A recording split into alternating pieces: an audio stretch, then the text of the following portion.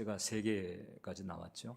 워쇼스키 형제들이 이제 감독을 했는데 그 사람들은 만화가입니다. 원래 이제 만화가인데 이제 이 매트릭스라고 하는 영화를 만들면서 판타지, 동화, 그 다음에 이제 성경 내용까지 이렇게 뒤섞어 가지고 공상 과학물을 만들었고 이제 그게 대박을 터뜨린 거죠. 이게 2199년에 그 인공지능이 이제 인간을 지배하는 그리고 또 재배하는 이런 세상에서, 그러니까 인공지능이 인간의 어떤 기억까지도 뭐 입력하고 삭제하고 조종 통제하는 거예요. 그 사람들은 그게 조종 통제 당하는 줄 모릅니다. 그냥 이제 그 살고 있는 현실이 진짜인 줄 알고, 진짜보다 더 진짜 같은 가상 현실, 그 매트릭스에서 이제 인류를 이제 뭐 구한다는 그런 스토리인 거죠. 그래서 이 매트릭스라고 하는 단어가 이제 사람들에게 많이 알려지게 됐는데, 여기서 이제 영화에도 나옵니다만은 그 숫자라든가 기호가 이렇게 막 가로 세로로 계속 나오는 그런 행렬, 이 매트릭스이기도 하고, 또 어떤 사회나 개인이 성장하고 발달하는 그런 모체, 심지어는 이제 자궁 같은 어떤 체계를 의미하는 이제 단어라고 볼 수가 있어요. 이 매트릭스라고 하는 것이 우리가 이제 성경적인 관점에서 볼 때에도 작용하고 있다는 거죠. 물론 이제 뭐 영화와는 차원이 다르지만 영적인 이치, 영적인 세계를 우리가 보게 되면 첫 번째, 이 사탄의 매트릭스가 작동하고 있음을 성경이 우리에게 분명히 가르쳐주고 있어요. 요한일서 5장 19절을 보면, 또 아는 것은 우리는 하나님께 속하고 또 온 세상은 악한 자 안에 처한 것이며, 여기서 우리는 크리스찬입니다. 크리스찬은 하나님께 속했는데, 그런데 사실 우리가 하나님께 속하기 이전에 우리도 마찬가지였고 이 온 세상이 악한 자 안에 처했다는 거예요. 언제부터? 아담이 타락했을 때부터, 첫 인간이 타락했을 때서부터 그렇게 돼버린 거예요. 그러니까 이제 첫 인간이 하나님께 반역해서 불순종하는 사건이 발생했는데, 그때 악한 자, 즉 마귀라고도 불리우는 사탄이 이 세상에 들어와서 장악을 하게 됩니다. 이 영적인 이치에는 이제 이런 원리가 있습니다. 죄를 짓는 자는 마귀에게 속한다. 요한일서 3장 8절인데, 이 죄를 짓는다라고 하는 것이 실상은 하나님을 거절하고 마귀 쪽을 따르는 것, 마귀에게 순종하는 것과 같은 거죠. 양상은 그렇게 일어나는 거예요. 로마서 6장 16절에 보게 되면, 너희 자신을 종으로 내주고 누구에게 순종하든지 그 순종함을 받는 자의 종이 되는 줄을 너희가 알지 못하느냐. 누구에게 순종을 하면 그 순종함을 받는 자의 종이 되는 상태에 들어가는 거예요. 그러니까 이제 죄를 짓게 되면 하나님을 거절하고 마귀의 이야기를 따르는 것이 되기 때문에, 그래서 마귀에게 속하는 상태가 되고, 그때 이제 인간은 하나님께 받은 그 축복들을 고스란히 함께 이제 사탄에게 넘겨주게 되는 겁니다. 그리고 그때서부터 이 사탄은 이 세상에 자신의 체계를 세우기 시작하죠. 아담과 하와는 뭐 이런 그 엄청난 사탄의 체계가 들어오리라고는 전혀 상상을 하지 못했을 거예요. 그런데 이 타락한 사탄의 세계와 어두움이 이제 하나님께 창조한 이 천지에, 또 인간 세계에 들어오게 된 거고, 그리고 마귀는 그때서부터 철저하게 비진리죠. 그러니까 하나님의 길을, 하나님의 법을 떠난 상태, 그러니까 비진리고, 그리고 사실상 진리가 아니기 때문에 거짓이죠. 이 거짓을 가지고 이제 하나님과 사람 사이를 이간하는 일들을 상당히 효과적으로 해오고 있다고 말할 수가 있습니다. 요한복음 8장을 보면, 너희는 너희 아비 마귀에게서 났으니 너희 아비의 욕심대로 너희도 행하고자 하느니라. 그는 처음부터 살인한 자요, 진리가 그 속에 없으므로 진리에 서지 못하고 거짓을 말할 때마다 제 것으로 말하라니 이는 그가 거짓말쟁이요 거짓의 아비가 되었습니다. 거짓말쟁이, 거짓의 아비, 온통 거짓입니다. 이 진리에서 떠난 이 비진리를 이제 그 인간계에 계속 이 사탄이 이제 뿌려대고 또 심고 물들게 하면서 그 사탄의 체계, 즉 사탄의 매트릭스가 만들어지게 된 거고, 그리고 이제 아담의 타락 이래 이제 그 죄 가운데 태어나서 죄 가운데 자라며 죄를 배운 이 인간은 원래 세상 자체가 이런 걸로 생각하는 거죠. 매트릭스에. 그래서 불신 교육을 받습니다. 불신 교육 받기 이전에 벌써 이미 불신 부모로부터 이 불신의 영향을 받고, 그 다음에는 또 불신의 교육을 받아요. 전혀 하나님을 고려하지 않은 교육들, 그리고 또 하나님을 배제한 그런 경험들, 불신 교육과 불신 경험을 받아들이면서 아주 뼛속까지 불신앙으로 물든 인생을 살아가죠. 이제 그게 이제 언제 벗겨지느냐, 죽은 다음에 실상을 알게 된다는 거잖아요. 근데 이 세상에서는 이 사탄의 매트릭스 하에서 이제 모든 생각, 마음 뭐 이런 것들이 이제 철저하게 불신앙입니다. 그렇게 하다가 이제 우리가 예수 그리스도의 십자가의 대속의 은혜로 이제 하나님을 알게 되고 죄 사함 받고, 그리고 이제 하나님의 길, 또 하나님의 기준에 대해서 알게 돼서 그 하나님의 길을 따라가려고 이제 무진 애를 쓰지만 사실상 일관되게 매사에 범사에 하나님 편에 서서 믿음의 생각으로 나아가기가 쉽지가 않다는 거죠. 왜 그런 거 하니? 이 뼛속까지 불신앙에 물들어 있어요. 상식, 그리고 이 죄에 물든 본성, 그리고 이제 이 사탄이 막 헝클어 놓은 가치관으로 엉망이 되어 있는 이 가치관이 이제 그 전도됐다 그러죠. 가장 중요한 것은 별 볼 일 없는 것으로, 썩어질 것은 가장 좋은 걸로, 이렇게 가치관이 뒤집어진 그런 그 병든 가치관의 흡인력이 너무 끈질기고 세가지고, 그래서 구원받고 신앙의 길을 가면서도 일관되게 혹은 필요할 때에 하나님의 길에 믿음으로 딱 서기가 쉽지가 않아요. 구원받은 믿음은 유지합니다. 구원받은 믿음은 간직하면서, 이제 예수 믿고 구원받았다, 그리고 난 이제 죽은 다음에 천국 간다. 그 참 죽은 다음에 천국 간다는 믿음이 흔들리지 않는 것만 해도 사실 감사한데, 그거죠. 그래서 이제 이 땅에서 신앙생활하는 영역에서는 계속해서 그 불신앙의 도발, 그리고 세상 가치관의 그 중력에 매여 가지고 헤매는 경우가 많다는 거죠. 이제 교회를 와서 예배를 드리고 설교를 듣고 성경을 읽고 이렇게 애를 써도 이게 이 마음이 속에서부터 화합되는 게 쉽지가 않습니다. 왜? 그동안 이제 태어나 가지고 알고 배워온 전부 그냥 불신앙에 물들었다, 이런 것과는 너무 다르니까 이 마음속에서 화합이 잘 안 되는 거예요. 그러니까 이제 결정적인 기로에 딱 서게 되면 믿음의 선택을 하기보다는 그냥 믿지 않는 사람도 잘하는 그냥 죄의 상태에서 익숙했던 그 상식적인 선택을 하면서 갑니다. 왜냐하면 하나님에 대해서 신뢰가, 확신이 없는 거예요. 이분을 정말 내가 믿을 수 있는 분인지 아닌지, 또 이분이 내가 원하는 대로 해줄 수 있는지 안 해줄지 이걸 잘 모르죠. 이게 확신이 없는 거예요. 확신이 없는 이유는 제가 좀 말씀드렸잖아요. 그러다 보니까 자꾸 매번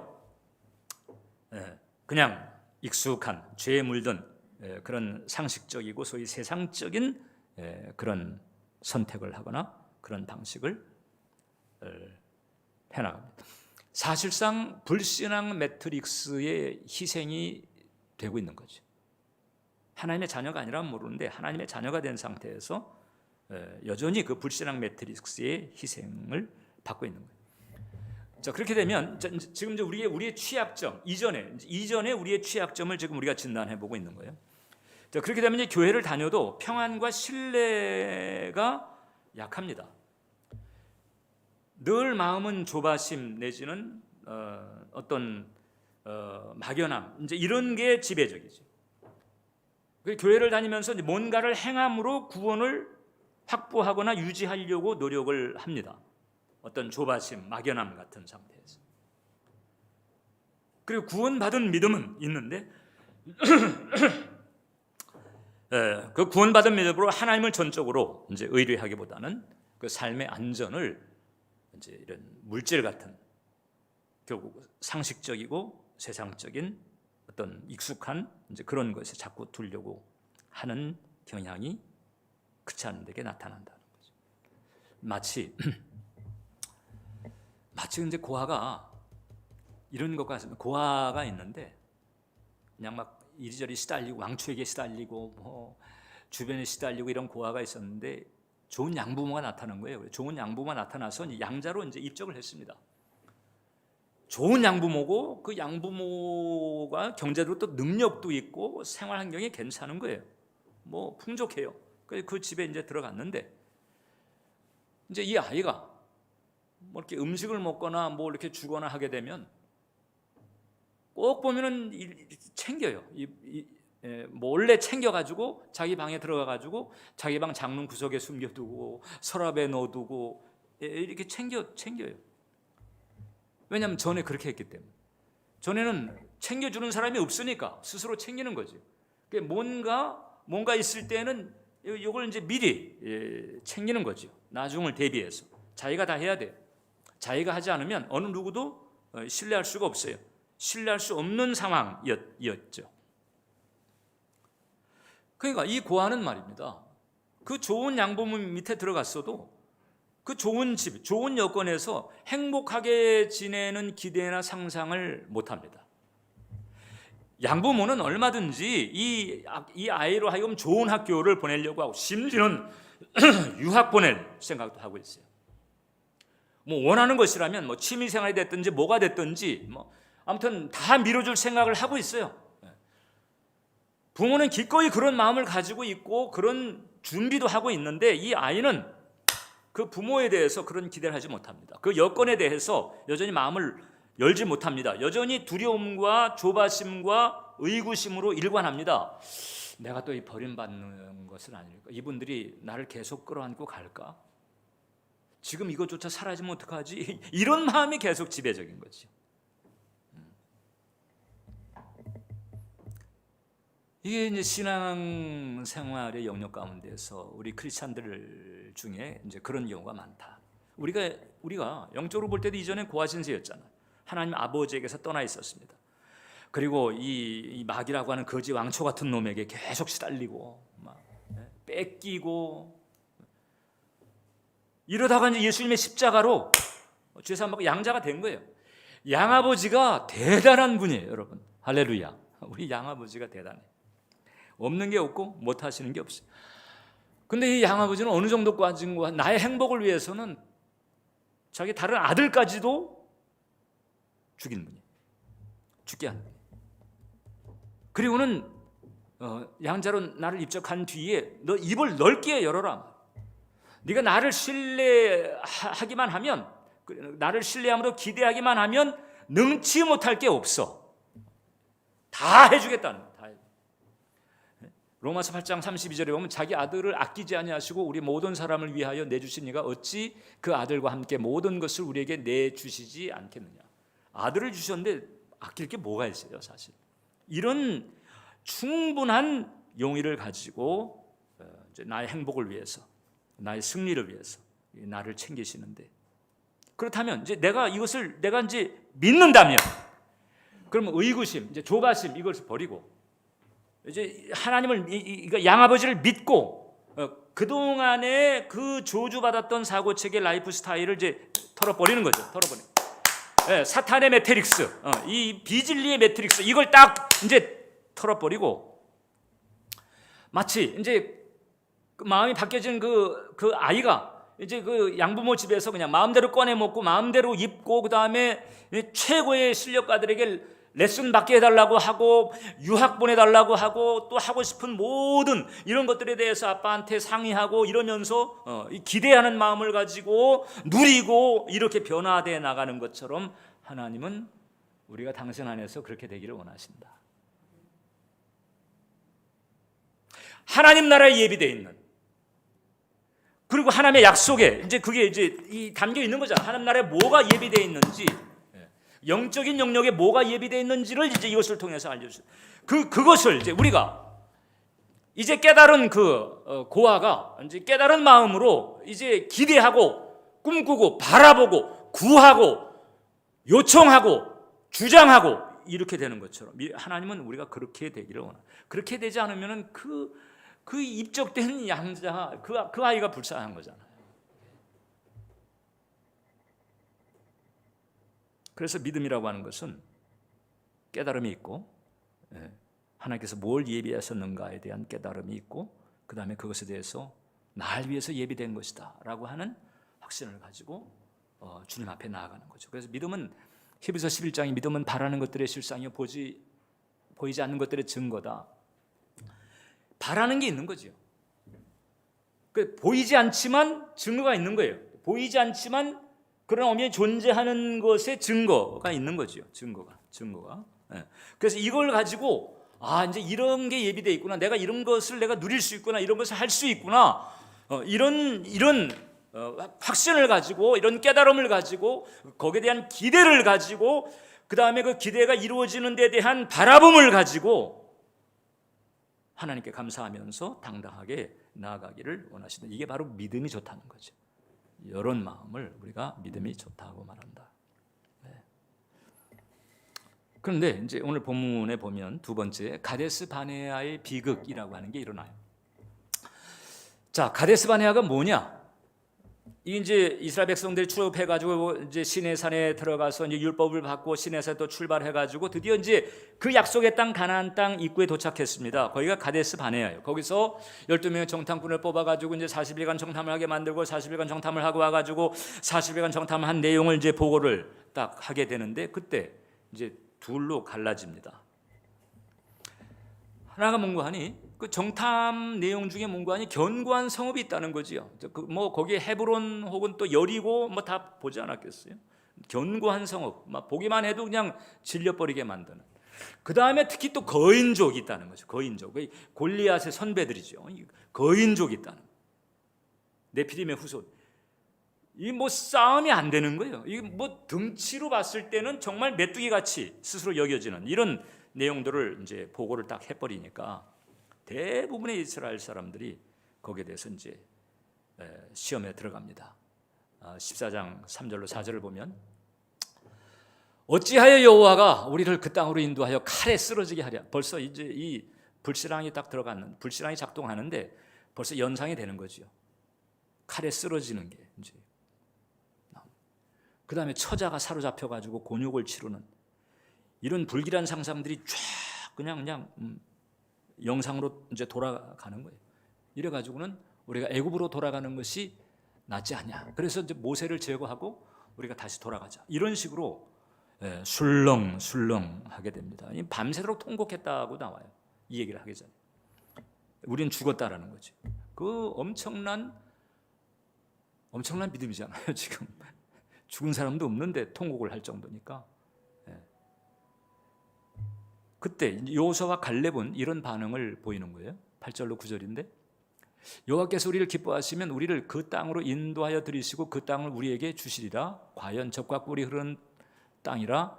여호와를 거역하지는 말라. 그때 백성을 두려워하지 말라. 그들은 우리의 먹이다. 그들의 보좌는 떠났고 여호와는 우리와 함께 하신다. 겁먹지 마라. 이렇게 이제 딱 나오고 둘로 갈라졌어요.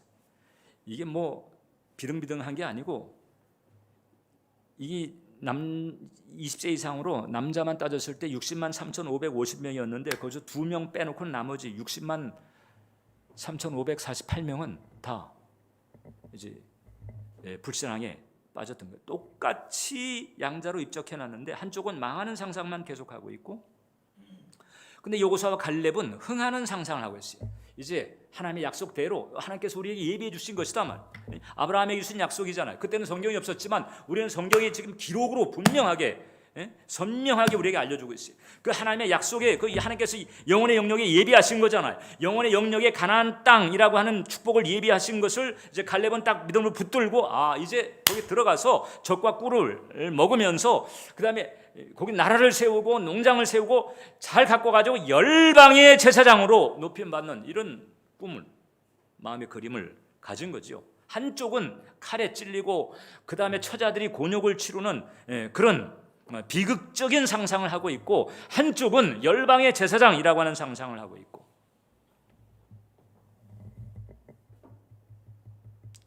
이렇게 갈라져요.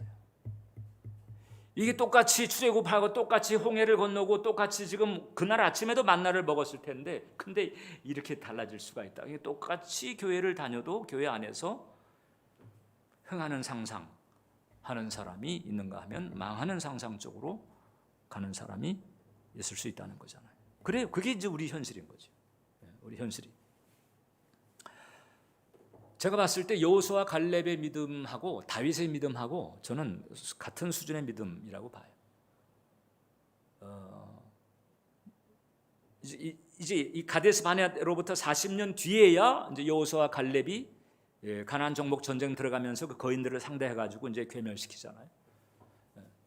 그러니까 이때의 여호수아 갈렙의 믿음은 아직 거인들하고 싸움이 붙지는 않았지만은 사실상 골리앗을 제압한 다윗의 믿음하고, 왜냐면 다윗이 거인을 상대한 거거든요. 같은 수준이라고 볼 수가 있어요. 자, 그런데 이게 이제 다윗 때도 보면 사울과 그의 군대들은 골리앗의 겁을 먹고 벌벌 떨었다는 얘기잖아요. 이제 다윗만 믿음으로, 여호와 하나님에 대한 믿음으로 이제 나선 부분인데, 이 가데스 바네아의 그 갈림길이 지금 이 여호수아 갈렙 때만이 아니고 지금 사울과 다윗 때도 있었다는 거잖아요. 거기 그 갈렙길에서 다윗 빼놓고 나머지는 다 또 불신한 길로 떨어져 가지고 헤매고 있었다니. 이 가데스 바네아의 갈렙길이라고 하는 것은 여전히 지금도 계속되고 있다. 여전히 지금 여러분들의 신앙 여정에서 어떤 기로에 섰을 때 그 갈렙길이 나타난다. 어느 쪽을 갈 것인가? 어느 쪽을 갈 것인가? 근데 이제 오늘 우리가 읽은 본문처럼 성경은 말합니다. 갈렙은 다른 이스라엘 사람들하고 마음이 달랐다는 거잖아요. 24절 보니까 그런 내 종 갈렙은 그 마음이 그들과 달라서 나를 온전히 따랐다 하는 거잖아요. 마음이 그들과 달랐다. 다른 마음을 가졌다. 그런데 이 성경 원문을 보게 되면 마음 정도가 아니고 영이라고 나옵니다. 그러니까 성경 그 히브리 원어가 루아흐, 영을 말하고 있어요.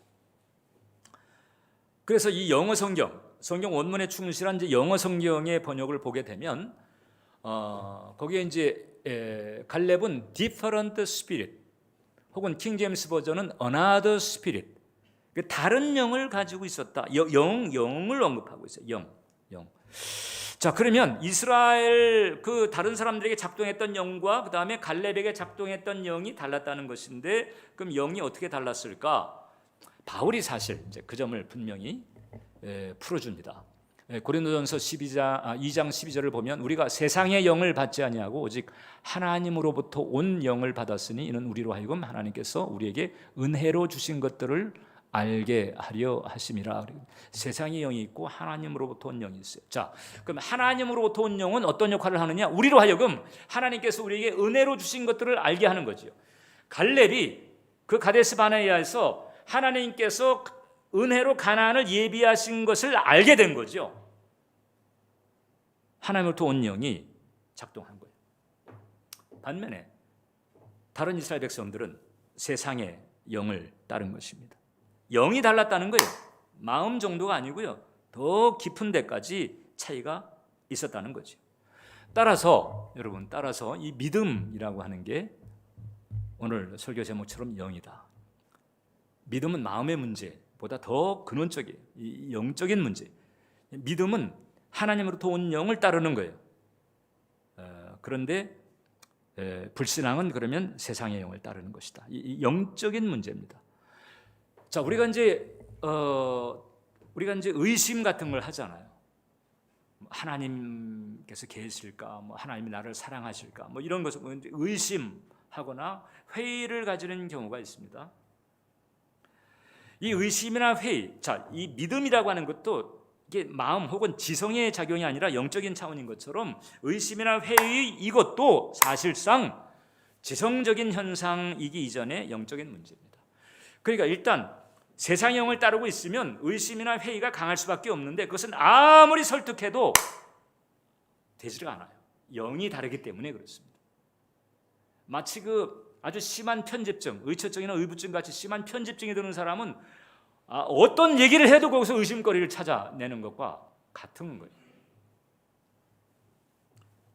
그 의심이나 회의를 통과해가지고 그 다음에 좋은 믿음으로 가는 그런 게 아니고, 좋은 믿음은 아예 처음부터 결이 다르다. 우리가 이제 불완전하고 이 세상에 살고 있기 때문에 아까도 이야기한 것처럼 불신 교육, 뭐 불신 경험, 이런 그 불신의 그 흔적이 남아 있기 때문에 100% 완벽하게 우리가 이 믿음, 완벽한 믿음을 가진 때는 이 세상에는 없는 것 같습니다.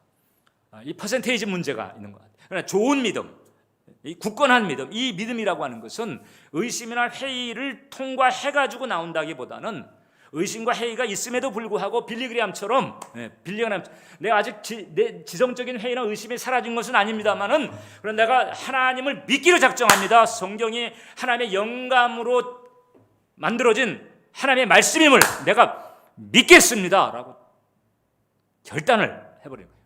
영의 길이 다른 거지. 영의 길을 확실하게 분별하고 선택을 하는 거예요. 사탄의 매트릭스가 뿜어대는 그런 세상의 영에 쏘이면 어떤 설득도 안 돼요. 그냥 계속 의심하고 조바심 내고 이렇게 갈 수가 있다는 거잖아요.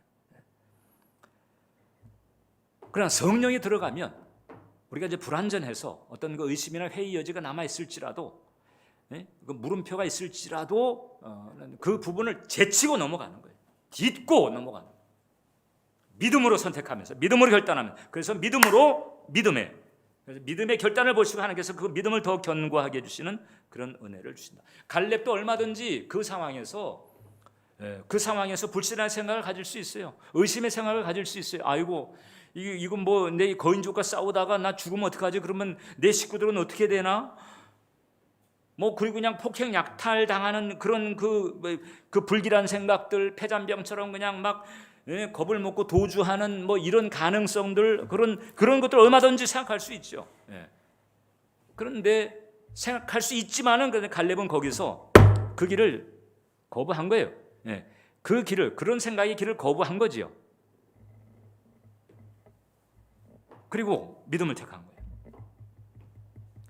하나님의 예비하심에 대한 확신을 붙든 거죠.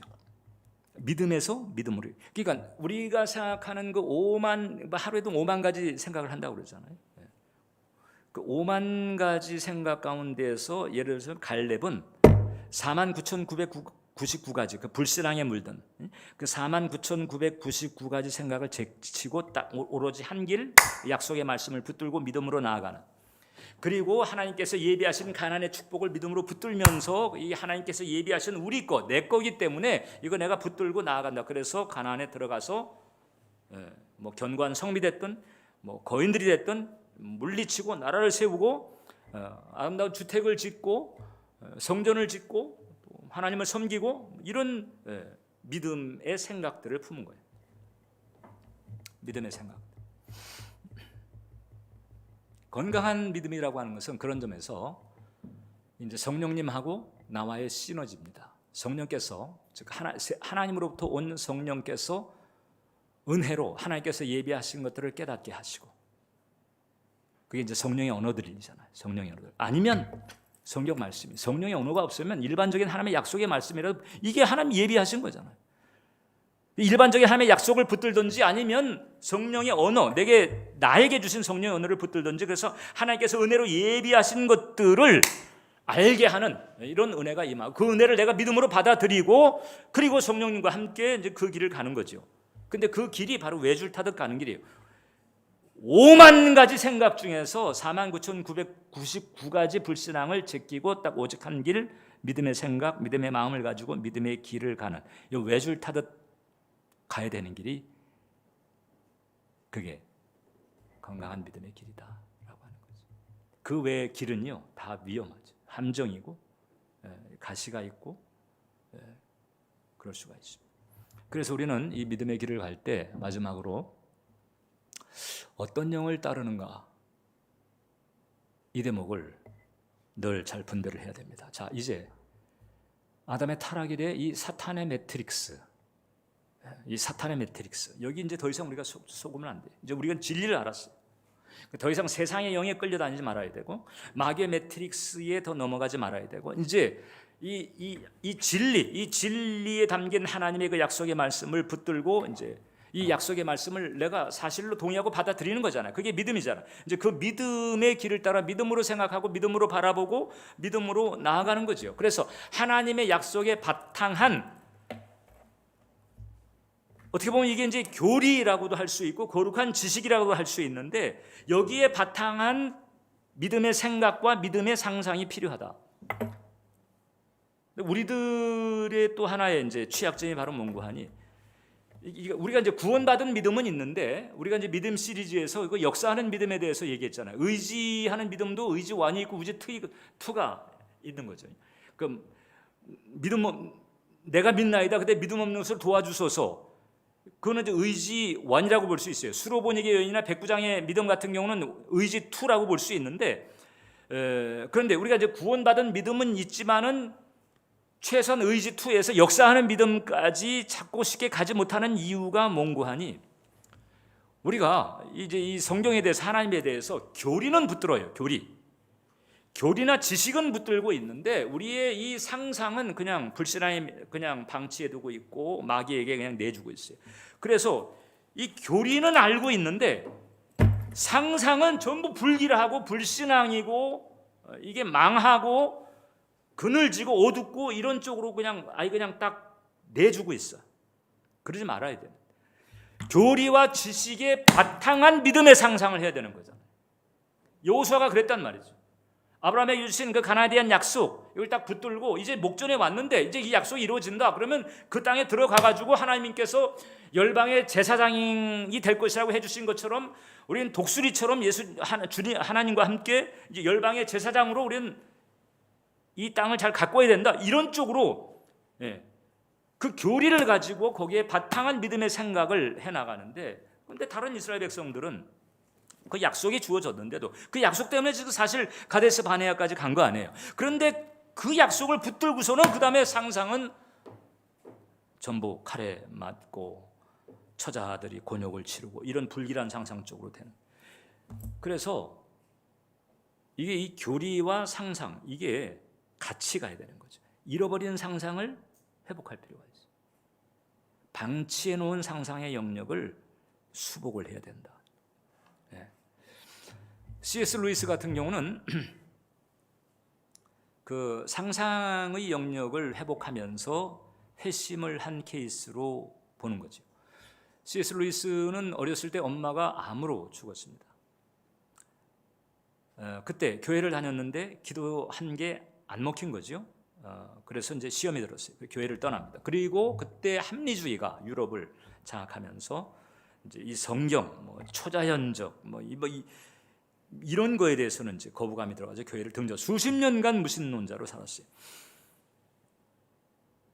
그런데 이분이 예수님의 부활과 삼위일체 하나님을 믿는 일이 벌어졌어요.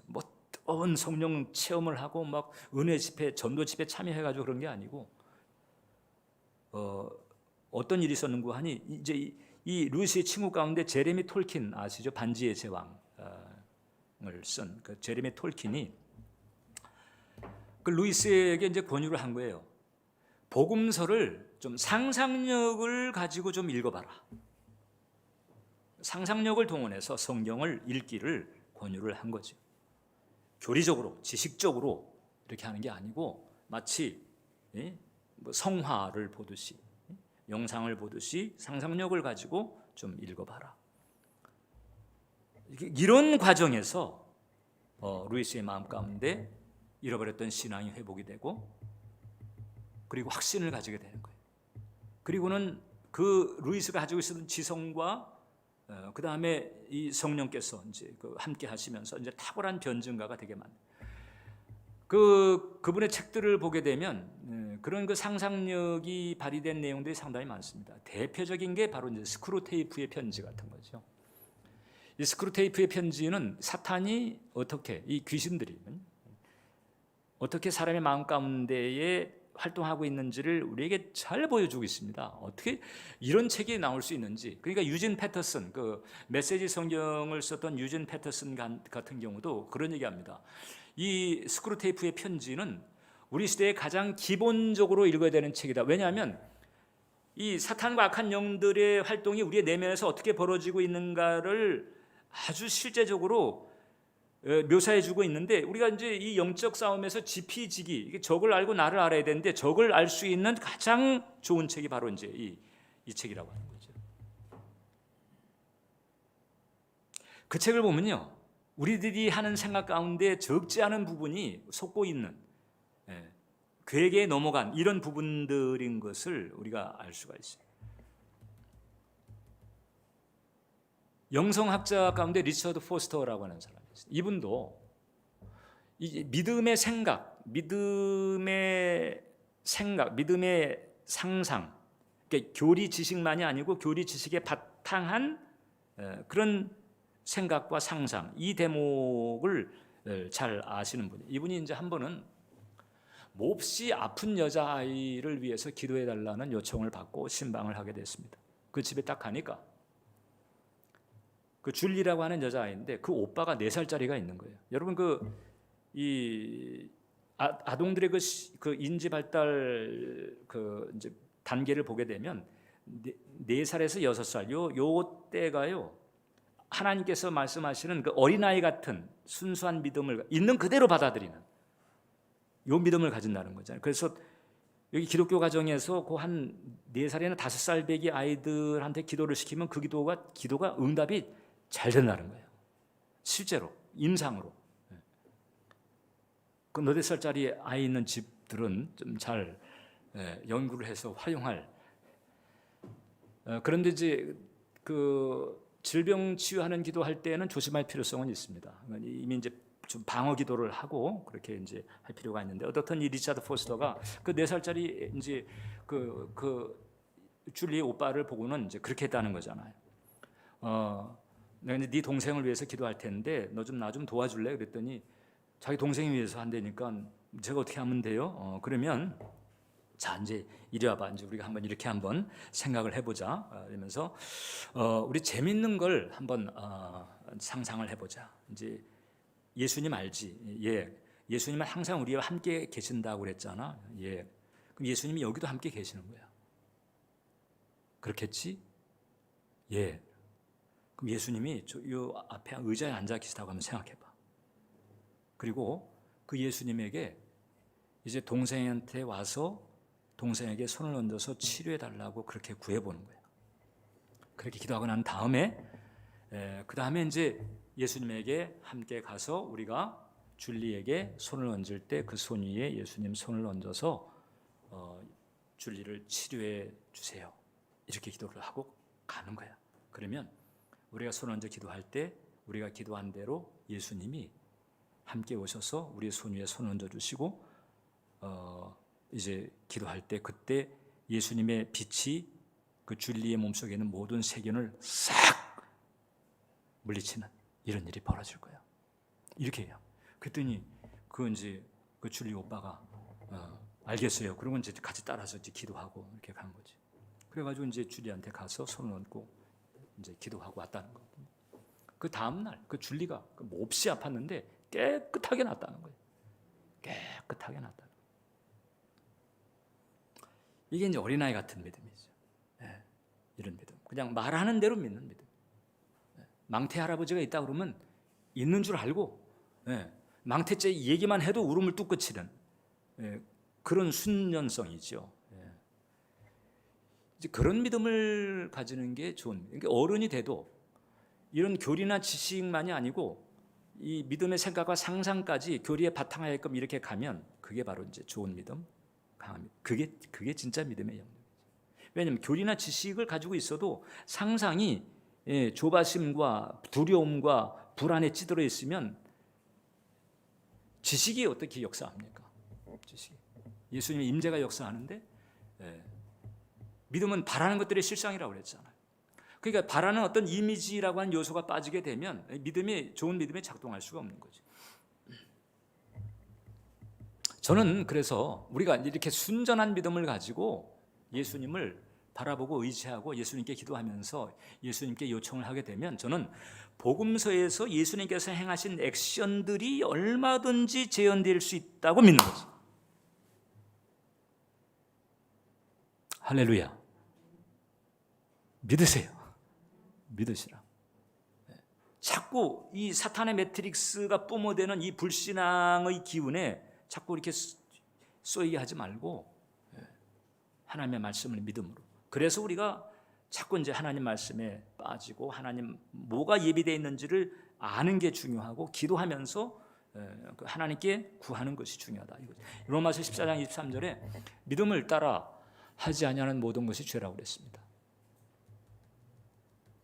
믿음으로 하지 않는 것, 즉 하나님을 받아들이고 하나님의 예비하신 것을 붙드는 이런 방식의 마음을 가지지 아니하면 그것은 사실상 불신앙의 영역에 있는 것이고 불신앙의 상태 자체가 죄인 거잖아요. 죄예요.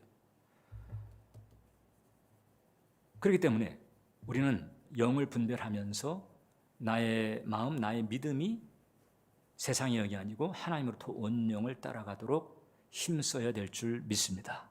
믿음은 영이에요. 영이 단순한 지성이나 이성의 문제가 아닙니다. 그래서 우리가 해야 될 게 사탄의 그 매트릭스 흔적을 자꾸 지워내야 됩니다. 너무 뼛속까지 파고 들어가 있어가지고 그래서 그 흔적을 지워내야 돼요.